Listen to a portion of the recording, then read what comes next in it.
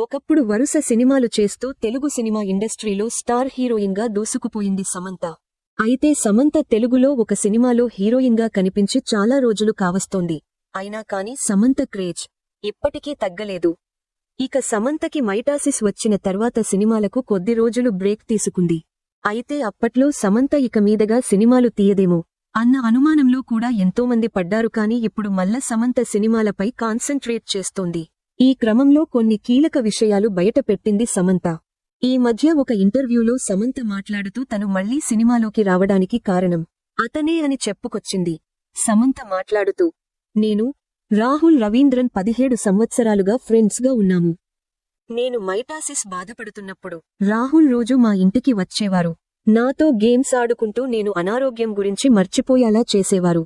తనే నన్ను మళ్లీ సినిమాల్లోకి రావాలి అంటూ కన్విన్స్ చేశారు. అంత చెప్పుకొచ్చింది ఈ హీరోయిన్.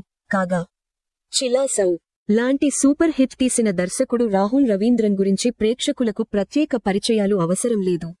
అందాల రాక్షసి సినిమా ద్వారా తెలుగు ప్రేక్షకులకు మరింత పరిచయమయ్యాడు. అయితే రాహుల్, సమంత ఎప్పటినుంచో మంచి స్నేహితులు.